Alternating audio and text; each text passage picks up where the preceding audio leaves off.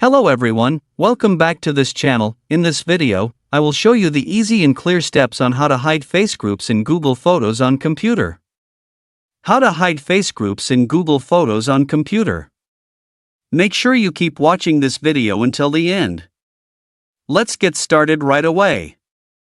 Firstly, just go to Google Photos on your computer or laptop. This is the Google Photos display. Next, move the cursor to the top right of the screen. There are lots of menu options here. Next, tap the Settings menu. Well, here you are in the Settings menu.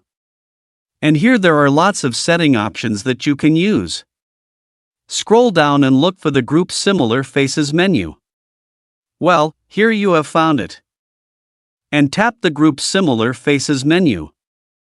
Well, it will appear like this. And tap here to hide face groups. The function of this feature allows users to hide face groups in Google Photos to maintain privacy or tidy up the gallery display. So that's it, tutorial how to hide face groups in Google Photos on computer. Thank you for watching. I hope this video is useful. See you in the next video.